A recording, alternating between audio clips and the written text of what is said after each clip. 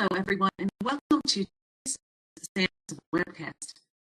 Using OSINT to defend against critical infrastructure attacks in partnership with Dragos. My name is Carol of SANS, and I'll be moderating today's webcast.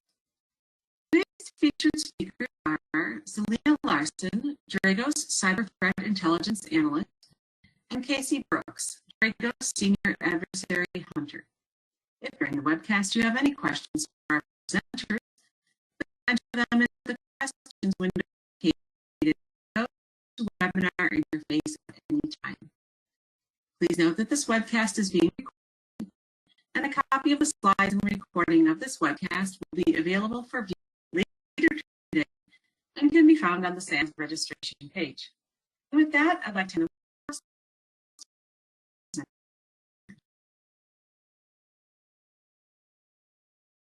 Great. Thank you so much, Carol. Hey, everybody. Thank you so much for coming to hang out with us today. My name is Selena Larson, and I am on the Dragos Threat Intelligence team, and I'm joined by my colleague, Casey. Hello, I am Casey Brooks, and I am a senior adversary on the Dragos Intelligence team. So to kind of give you a little bit of an overview over what we're going to be going over today, we're going to start with OSINT overview, just to kind of make sure we're all on the same page as we go through this presentation. Then we're going to discuss targeting industrial control systems and why they might be valuable for an adversary and how what type of OSINT might be referred to. And then we'll walk through developing an open source intelligence assessment. And then finally taking action. So basically what we learned here today, what can you take back to your desk, to your office, and apply within your organization immediately. So what is open source intelligence? So it is a collection of publicly and semi-publicly available information that is used to inform multiple functions, including intelligence gathering and reporting, business and policy analysis, and adversary attack development. So I say publicly and semi-publicly available here, and I want to point out sometimes people kind of term things differently or define things differently, and I want to point out here that we are also going to be including items that are available on the dark web via Tor browsers, not necessarily stuff that you might buy from an adversary, trying to, sell data, but anything that you can get just by having a browser and going to a particular website. So Dragos focuses on open source intelligence from a cyber threat intelligence perspective, with applications from ICS owners, operators, and adversaries. I wanted to kind of talk about some key terms here to think about as we go through the presentation. These were developed from the Carver Primer, which is a U.S. military and DHS assessment methodology. Carver is used throughout a number of different government organizations as well, so you might be familiar with it. But to kind of talk about what we define as these sort of key terms, you have personal and personnel information. So this allows for identification of critical personnel, general personnel, or outside source personnel. That can be contractors, third-party operators, essentially individuals that use for an adversary to know about and potentially use for things like targeting for phishing operations. Criticality information refers to informing an adversary of the impact of an attack for a target's continued operations. A target criticality is determined if compromise or destruction has a highly significant impact on the overall organization and by its ability to conduct business operations. So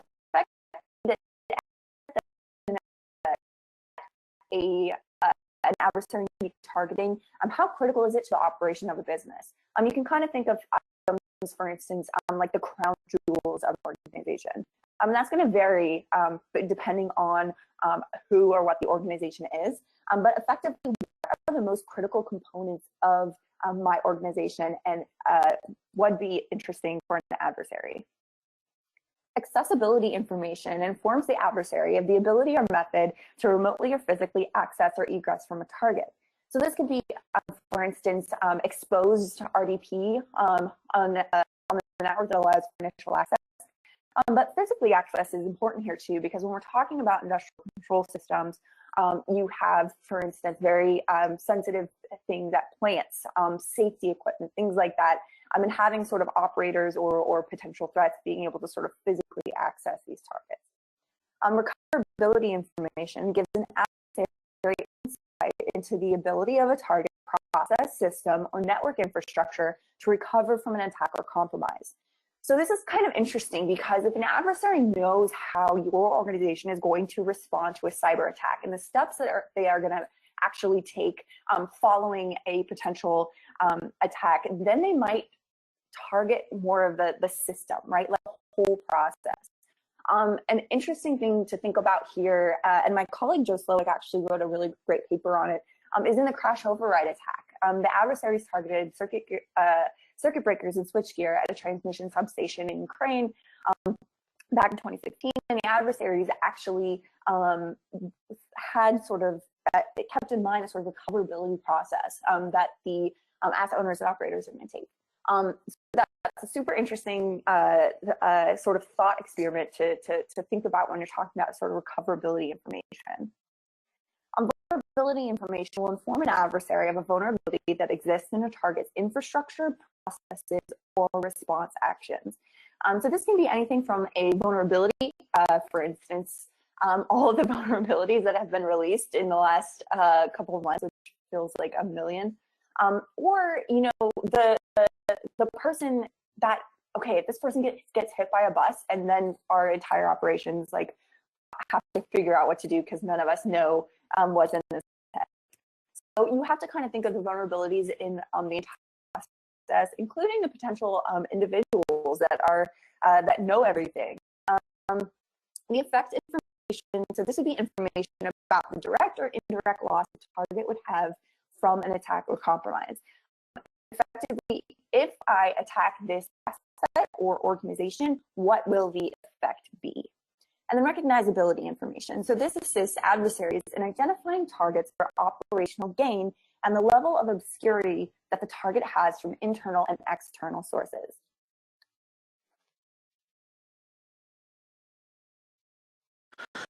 All right. So, targeting ICS.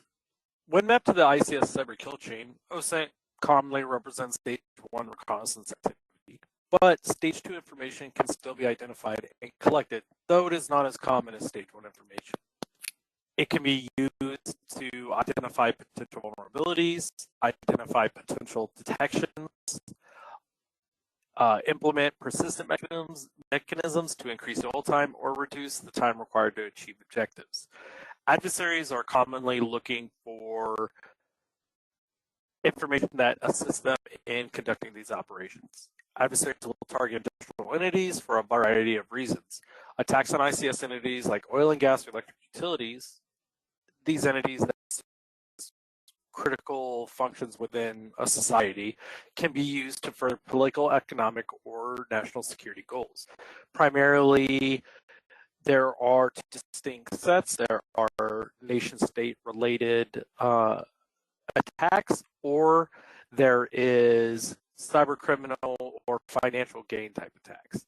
Such attacks can be used for messaging purposes, retaliation with a potential impact extending to citizens of a target country's communities, or for implementing or realizing a more critical or higher importance effect and requiring a ransom or something of that nature to be paid.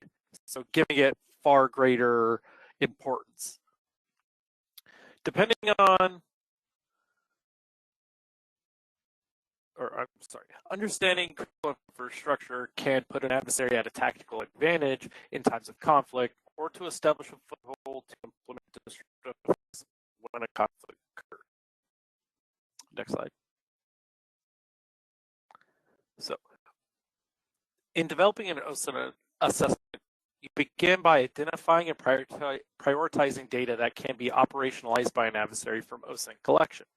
Defenders can establish methods to reduce the availability of potentially high-risk OSINT and limit the information an adversary can utilize in a potential attack. Defenders will also be able to establish proper communication and learning process from these by identifying actionable communication requirements to address these OSINT risks. Next slide. So we begin by scoping the scenario. Defenders should begin by brainstorming multiple attack scenarios and assessing the potential risk of these attacks being conducted by an adversary.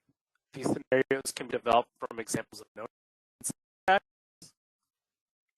results of tabletop exercises, and red team activities, with emphasis on scenarios developed by security teams that represent currently known risks. The goal of this step is to identify not only information that is useful to adversaries to utilize in offensive operations, but also to identify potential adversaries capable of utilizing the data identified. So there's always a level of entry for some data. Some data is more complicated. Some data is complicated. It is useful to identify what known adversaries on your threat landscape can utilize the information.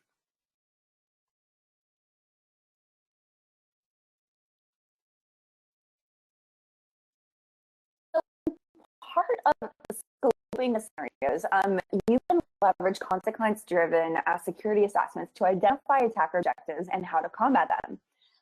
So some of my colleagues here at Dragos created the crown jewel analysis model of consequence-driven ICS cybersecurity. So this scoping helps defenders visualize how an attacker may access the system to achieve a specific objective. You can see here on the right, you have this sort of reverse pyramid of very top system owner down to the crown jewels. And you can kind of see here the functional dependencies and how these can all relate. So in using this method, you can figure out what are the systems and components, what integral functions must be maintained and continued for operations to occur, how these systems, components, and their functions are at risk, and do I defend the network as a whole, or are there sort of certain network segmentations and assets that are valued higher and thus deserve a higher degree of protection? So essentially, you can kind of leverage sort of consequence-driven, effects-driven model in order to help you sort of prioritize your defense. And that's where OSINT can come, OSINT collection and OSINT system can come in handy. Collaboration across the company is super important. So this would be step 2. As you're kind of putting together, collecting information, putting together your plans for conducting an assessment, you really want to consult security operators, network technicians, IT, incident response and forensics, security operators and engineering, as well as physical security specialists. These professionals can provide insight on the value of information from an adversary perspective, as well as how can enable potential attack scenarios. If you're kind of thinking, from a perspective or a perspective, and the information that you're going to be able to find available online, and the value you think it might be, you're kind of narrow field of vision, right? So all of these folks from across your company have different experiences, different levels of insight into how these processes work and integrate with each other, as well as the information that they might seem very important for a particular process or function that you might not realize the value of. So that's why it is super important to kind of make sure that you're using a cross-company collaboration method when you are approaching these risk assessments. Now, I know everyone is probably cringing at this slide. We've all dealt with developing network diagrams and maintaining them, but this is a critical step in assessing your OSINT risk. One, a detailed map of the network should be developed and maintained to be able to visually describe where information is hosted, stored, and maintained. You can use this via system diagrams, flowcharts, or network maps. This does not represent, or this does represent, a common challenge for defenders in maintaining the accuracy of these network maps and system information. But it does also present an opportunity in creating communication and response processes to identify responsible organizational units, administrators, and potential problems arising from policy or regulatory requirements before an incident occurs. This is especially important in identifying, or once identified, large sources of OSINT information about who is responsible, and then the entity that is also responsible for pushing for the publication of that data. Now, this helps an organization control the data that it puts out there that can be utilized by an adversary, but it also gives defenders a good idea on quick response to resolving OSINT threat conflict or risks.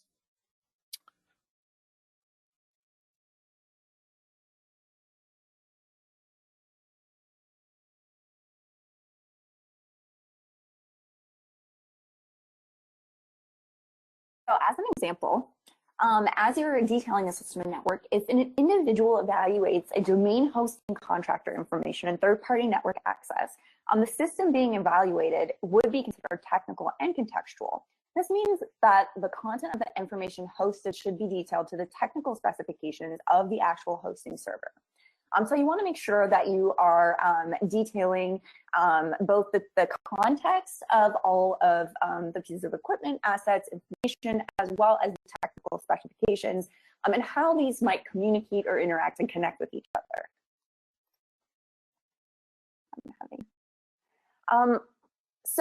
Step 4 would be to identify sources and collect information. So here on the right-hand side, we have a list of a bunch of different items of information that you can leverage in your intelligence gathering. And I want to point out here too that sources are going to vary for individual companies. You can use search engines, social media, job listings, which are kind of interesting and important, news websites, company websites themselves, vendor documentation and websites, financial and legal resources such as 10K filings or indictments. I want to point out here that indictments are actually a personal favorite of mine. And this week, the US government released a number of indictments on the DOJ website if you're interested in reading those, that provide some really interesting insight into some hacking campaigns conducted by Iranian and Chinese adversaries. Also, reconnaissance tools such as Shodan or Census can be used, online scanning engines, business solicitation portals, usernames and passwords in public repositories are dumped by adversaries, stored in GitHub. Also, too, I mentioned earlier, sort of dark web leak sites, and specifically ransom leak sites, I think are kind of interesting and in terms of OSINT data. So you can kind of consider information exposed by third-party entities that could be used in reconnaissance operations. And I mentioned the sort of ransomware data leak adversaries because we're seeing a trend with these adversaries that have been targeting industrial control systems entities, leaking vendor and contractor and potentially customer data on their websites. Not all of them are necessarily quote unquote dark web. Some of them you can access via clear text websites, but not all of the information is necessarily exclusive to the company. There will be, PII data of employees, but there's also sometimes information about a company's processes, services, vendors, things like that, that the ransomware adversary might not necessarily identify as super valuable or able to operationalize, but an adversary that is interested in sort of infiltrating or conducting an activity that's not exclusive to ransomware would find it interesting and valuable. So you want to kind of focus on this publicly available information that could be used to facilitate reconnaissance or attack development. As you're doing this, identifying your sources and collecting information, you want to kind of look inward as well. So identify security gaps in security architecture. For instance, remote login portals that lack strong passwords and multi-factor authentication. This would include RDP and VPN services. So certainly things that would likely be initial access targets for an adversary, openly available or internet accessible portals, things like that. Certainly Amazon S3 buckets, these sort of data repositories that shouldn't necessarily be exposed online. Things like that would fall into that sort of category of collecting information. Kick it back to Casey. All right. So, conduct analysis and risk assessment. Once data is collected, analysts and defenders should determine how an adversary might operationalize that data to achieve objectives outlined in potential attack scenarios. Data should be assigned severity scores based upon the risk that that data poses to the organization, based on the matrix that we'll show you in the next slide. For instance, information that could facilitate initial access and is easily accessible to the adversary should be assigned a higher score value compared to information that does not enable an adversary to fulfill an attack objective and is difficult to obtain.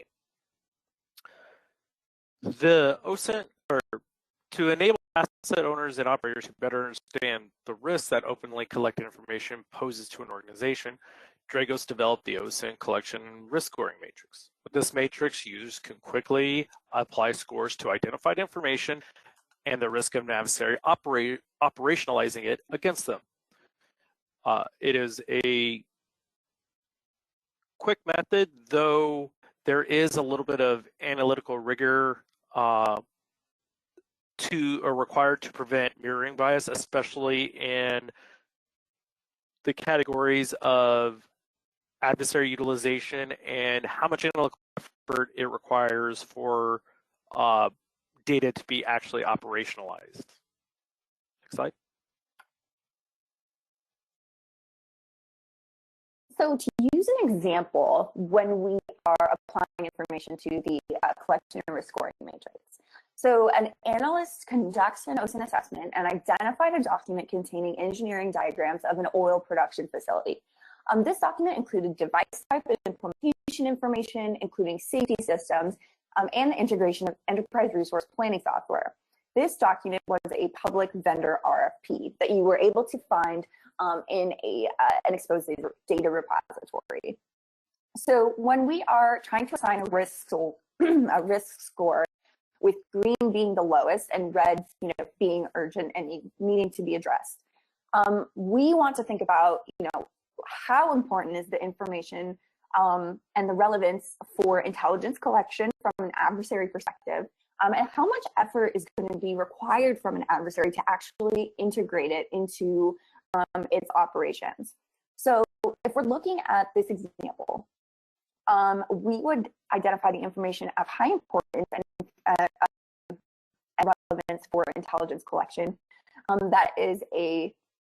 The safety systems would be considered crown jewels, right? If we're kind of thinking about that crown jewel analysis, so that would be a very, very valuable piece of information, as well as an item that you would want to be extremely well defended, as well as that sort of the integration of ERP software. This could potentially provide an adversary some information in terms of how the software is integrated within OT, as well as sort of any potential enterprise or IT resources that might be communicating within the environment.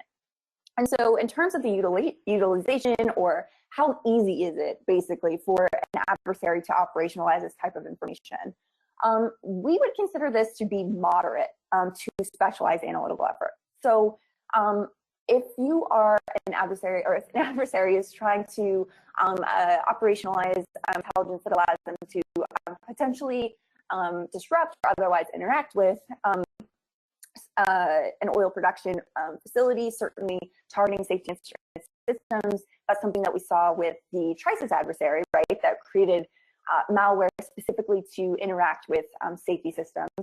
They would require significant dwell time, likely both with the enterprise environment as well as in the OT sort of industrial environment.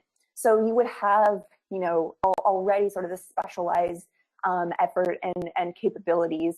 But you know, due to the document that has the implementation information, an adversary can basically learn a lot about how things work, how they can operate themselves. So that isn't necessarily highly technical, but kind of falls into that sort of moderate to specialized score. So we scored this as 3, as you can see on the graphic on the right.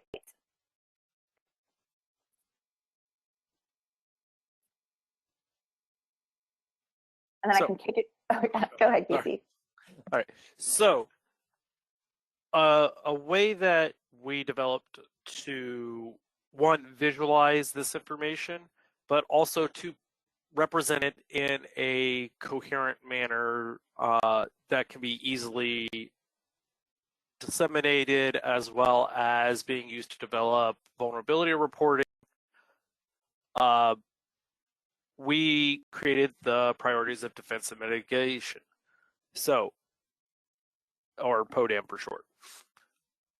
As information is assessed and assigned scores, analysts can leverage the PODAM table, which will be in the next slide, to visualize how collected data could be operationalized by an adversary, what the value of that information is, and whether or not protection mitigations are in place to address the potential risk. Next slide.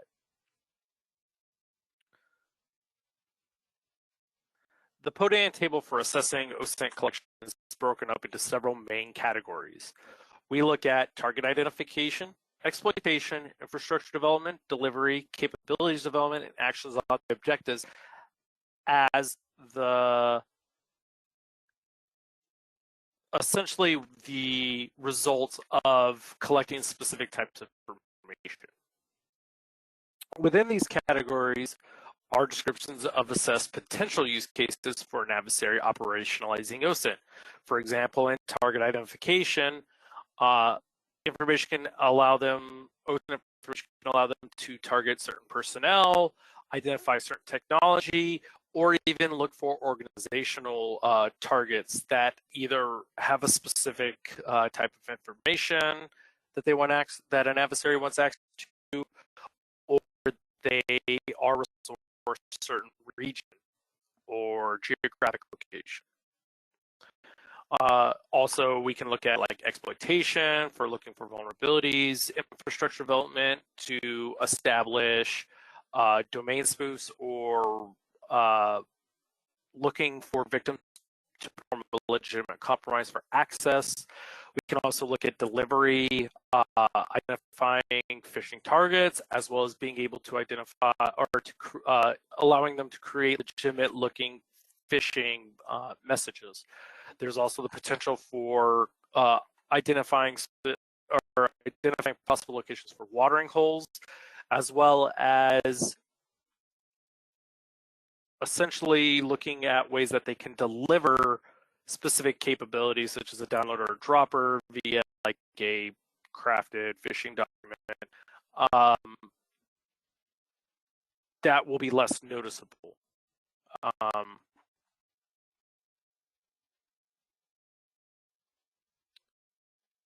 Now, the assessed importance for identified pieces of information is designated by color, as seen in the table, with potential obstacles or known deficiencies also noted with symbols.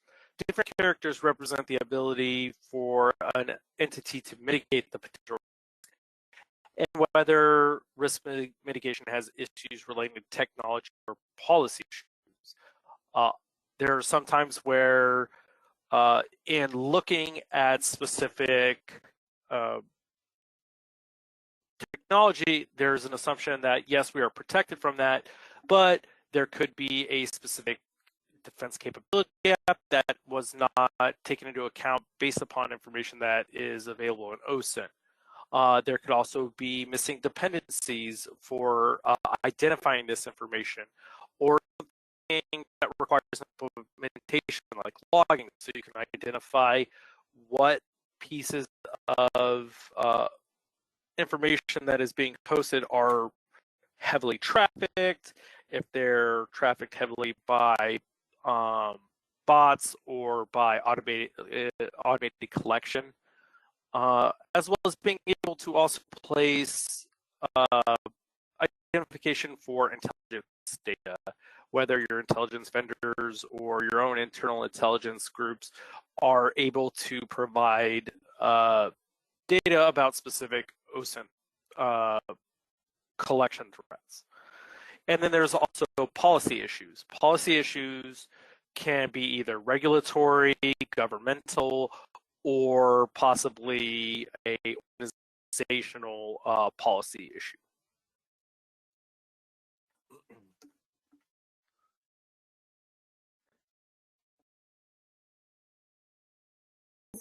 Filling out the table, you're going to want to take the information that you glean from the risk matrix, essentially being able to sort of assess those colors and the severity, and then kind of map it out as you go to see where in the entire PODEM information might be best utilized. So if we're talking about vendor names and contracts, for example, an adversary might use that for targeting, infrastructure development, and exploitation.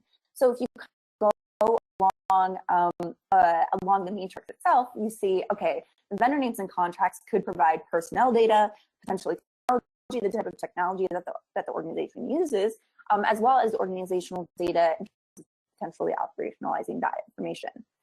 From a policy issue perspective, it might be kind of interesting because, as Casey kind of mentioned here, it could be a regulatory policy that entities must submit information to public sources that say, you know, these are the organizations that we're working with, these are the various vendors that we have, et cetera, et cetera.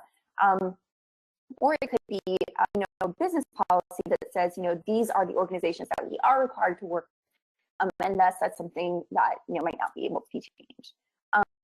You can kind of move through the table here, and you can see under vendor names and contracts, supply chain is marked as red. So that is obviously something that is a higher risk due to vendors and third-party integration, something that an adversary could certainly be able to sort of weaponize or exploit. And you can see here that it has a missing dependency in that the organization is dependent on a vendor to be able to sort of have implemented security measures, and that's not necessarily something that the organization itself can control.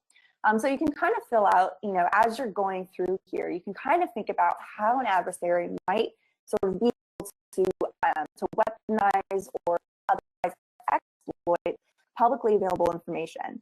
And by doing so, you can actually leverage this information to say, okay, what is the highest priority item? Based on this table, you can see that the vendor names and contracts has the highest amount of red items, so that's high target importance, as well as yellow too. And so that would likely be the information that you would kind of start being able to cull and see, all right, how are we exposed and how can we improve this? Essentially making it a higher priority item. And I'll kick it to Casey for the next slide.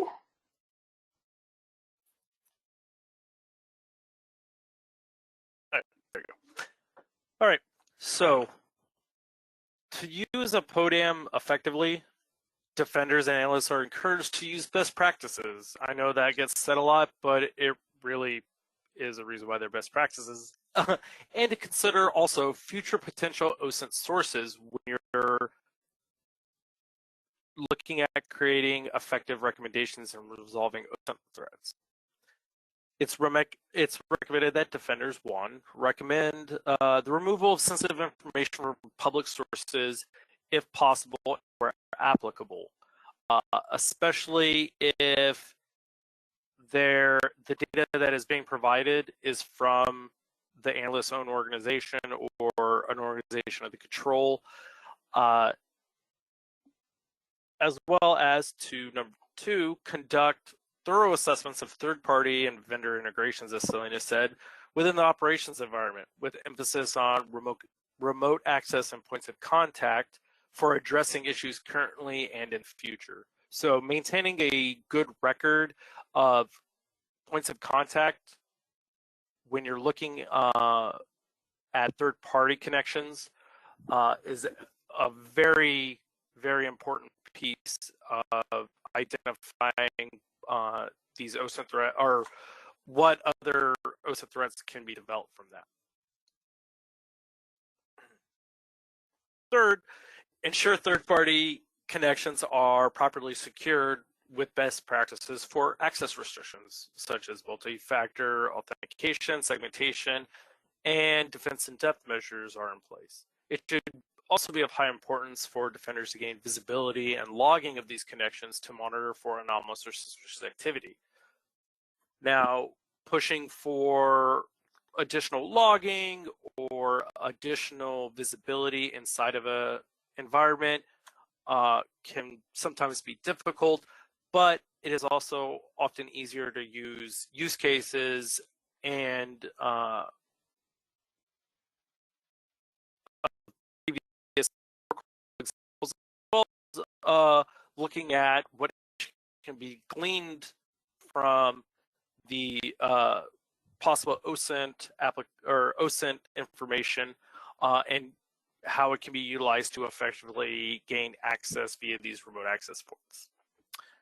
You should also work with vendors and contractors to identify and acknowledge maintenance and related operations in advance to determine schedules and to baseline legitimate remote activity, while also informing asset owners and operators of potential risks discovered by these assessments and your own analysis.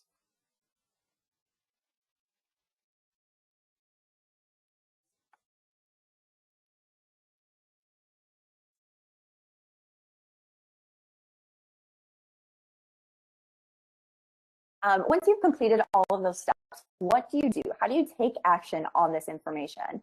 And I kind of wanted to have these steps sort of written down so all of you folks who have come to hang out with us today can actually have practical, applicable items that you can go back and start on within your own organization. So you want to implement remediation plans that focus on the most critical to least critical information for adversary operationalization. I want to point out here too that having remediation plans isn't just useful for obviously for assessments, but also having those sort of remediation plans in place for any sort of cyber attack or leveraging cyber operations, computer network operations to have a potential effect on the organization. But when we're talking about OSINT, you're going to be creating these remediation plans as a direct result of the assessment that you have created, leveraging items like the PODEM and the risk assessment to figure out, how do you prioritize this and go from highest priority to lowest priority in terms of remediation.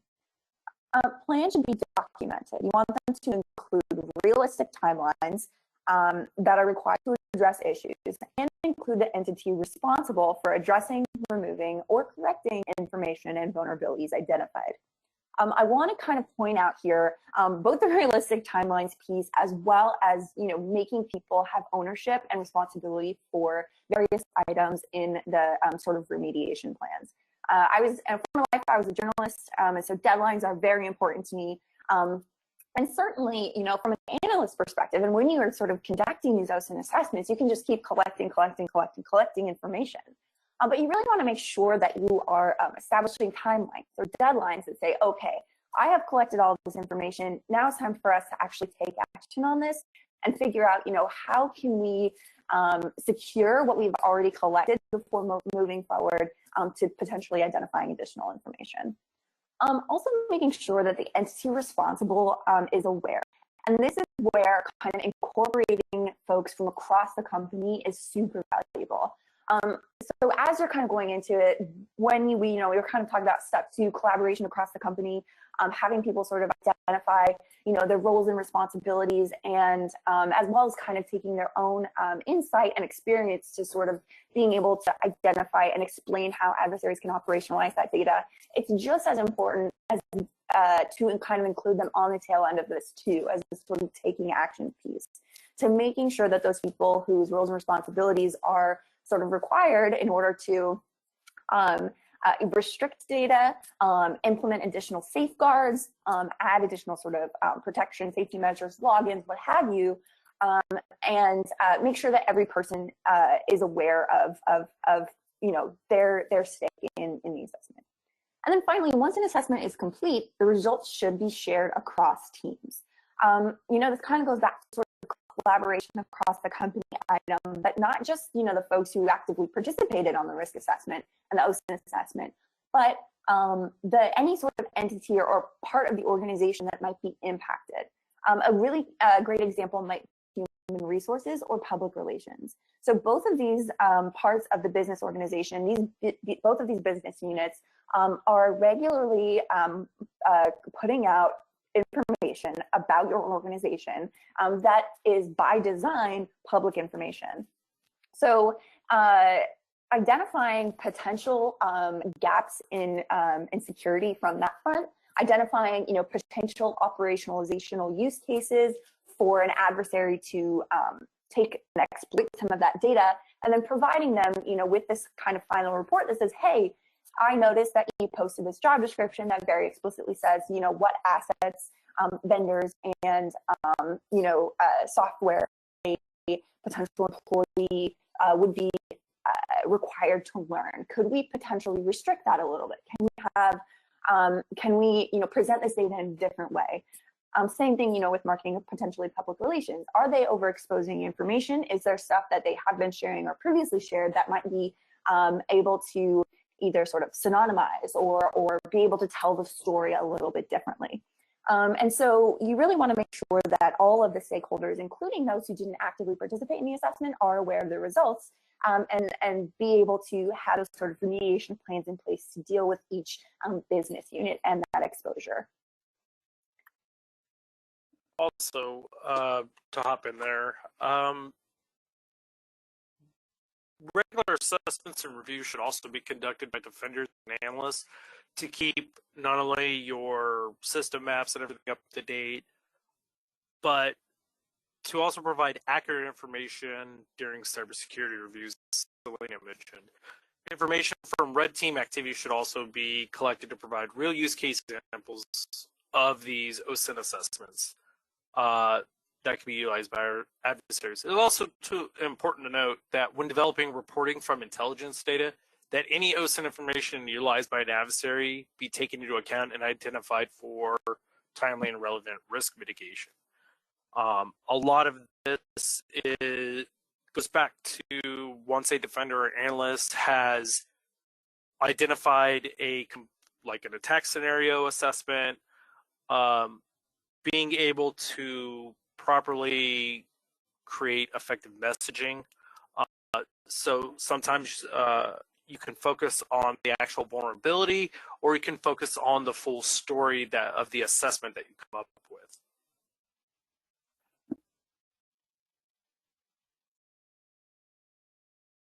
Great. So that is all that we have for you guys today. I'm not sure if I'm able to view the chat right now. I'm sorry. But if there are any questions, feel free to type them in there, and we will be able to either read those aloud or get to them following the presentation. All right, thanks. So I do see a question that's come in. It says, is that supposed to be maneuver? And I'm not really sure what they mean by that. It came a little bit before half the webcast was over. Should I ask them to clarify? Sure, yeah, I'm so sorry. I'm not quite sure what you mean. Are you talking about the PODAM model? Yeah, that's maneuver. Yes, they said on PODAM. Yeah. So that's probably a misspelling. And also, if you're asking like what maneuver means, it's the ability for an adversary to not only move inside of a network, but to achieve like freedom of movement through networks, such as being able to pivot from like a toehold or a foothold to gaining access to more than one user box, and as well as moving on to higher or more critical importance, such as like cyber key terrain, which is like your Active Directories or your DCs or anything like that. All right, thanks. The next one looks like a comment. It says, I'm glad to see such an emphasis on third-party and vendor integration assessments. This often is one of the most overlooked things. You can't protect what you don't know. So as Yes. Yeah, that, no, sorry. So that is a great comment. Times those are overlooked. Even an assumption is made that it is this third parties entities like accessing your environment, that their cybersecurity on their end of their network is secured. Now, a lot of industrial companies sometimes use small local contractors to perform operations, and they may not have large cybersecurity budget or even have a cybersecurity presence at all. So it is very important to know, like, who is accessing your network, especially trusted entities, because if a trusted entity is compromised, how will you ever be able to tell if that activity or what they're doing is actually legitimate, if it is within a normal scope of hours, and also that what they're accessing is what they're supposed to be, that you're maintaining the integrity of your network by ensuring that you're watching for these third-party integrations. Now, sometimes third parties aren't as front or obvious, but once you conduct collection, you can quickly identify what contractors are available, even what potential contractors, which open up several avenues for phishing or generating specific document or weaponizing specific documents to create more effective lures based upon these third-party relationships. All right, thanks. What is the best way to approach a third-party supply chain regulatory body regarding information shared? Okay, so one of the best first steps is engaging counsel or any kind of body that has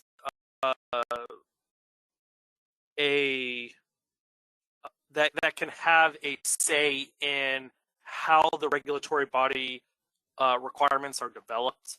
So a lot of times there is back and forth between governmental bodies and governmental regulatory bodies and the company itself about what information needs to be public, what information doesn't. So establishing a actual viable, like, it's not that we don't want to provide this information, it's that by providing this information and making it public, it's creating a risk to not only the business, but to the person at work and for the safety of our network. So if this information can be like edited in a certain way or obfuscated or anonymized in a certain way that it doesn't directly impact our security by presenting an obvious source of information for an adversary, is probably one of the best ways to start. And it's also better to kind of lay out the types of scenarios that are possible. And especially with governmental regulatory bodies, if you start laying out reasons why this can be why this can impact operations, or it will have an impact on, like, in a national security sense or a economic stability sense, then a lot of times government agencies will at least initiate kind of a back and forth dialogue about adjusting what is required and what can be publicly available. Asking to put requirements for access is also a great way to approach it, saying like, we're going to give you this data, but we want you to be able to monitor who is accessing it, from where, and being able to ensure us that the data we're providing you, even though it's regulated, is still secured in a manner that doesn't put our business or our organization at risk. Yeah, I would say the same approach can be taken for vendors and more third-party folks as well.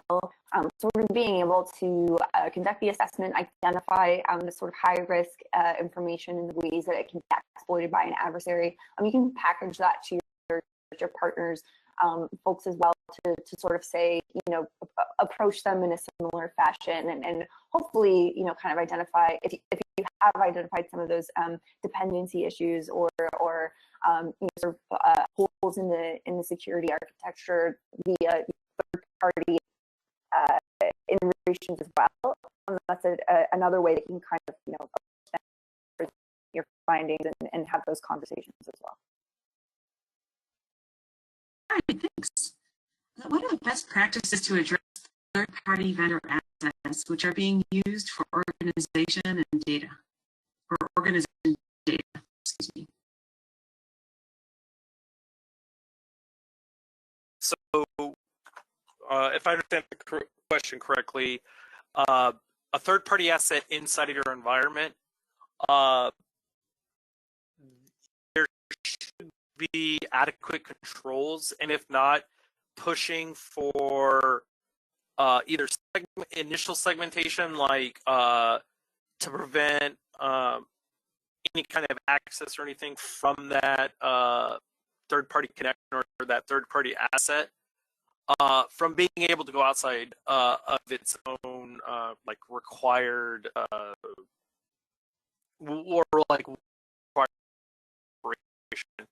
So creating like small bubbles that essentially segregate these third-party pieces of equipment and ensuring only certain information goes out, and that an adversary can't use that to pivot into the larger environment, or an adversary cannot use that as a method of infiltrating data, going from your secured environment out to that third-party connection or piece of equipment if it's enabled to perform a outside communication.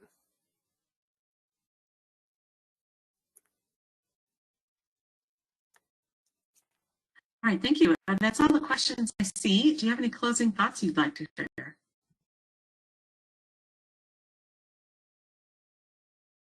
No, let's go ahead, Casey. So I just want to say, like, while it seems daunting or not worthwhile to address OSINT because a lot of the risks come from, oh, well, we'll never be able to identify an adversary during reconnaissance. Well, that's where this becomes very important, because if you do your own assessments and identify areas that can be collected on by an adversary, as well as reviewing your own historical data, you can start getting ahead of an adversary and identifying potential risk sources ahead of actual deployment or operations conducted by an adversary from being targeted or from targeting. That's all I have. Yeah, no, it's great. Yeah, we provided a lot of information. I know that this webinar is going to be able to be posted, so you can kind of go back and review some of that stuff. But yeah, I mean, it does, like Casey says, it does seem daunting. But if you kind of think of it from that, sort of pre-attack stage, and be able to sort of identify information before an adversary has a chance to and operationalize it, it can be very, very valuable and reduce risk across the organization. So thanks so much for having us today, and thank you for attending. And if you have any questions, Casey and I are very findable on Twitter and elsewhere on the internet. So feel free to reach out. Drug binary, absolutely large. And we're happy to answer questions there too. All right, you've gotten some feedback, so thanks for the presentation. Very valuable and great job. And thank you so much. And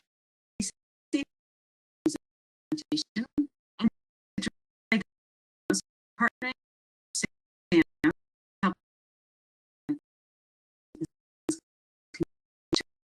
we greatly appreciate you listening. Schedule upcoming and archived SANS webcasts, including this. Please .org/web. Until next time, take care, and we hope to have you again for the next SANS webcast.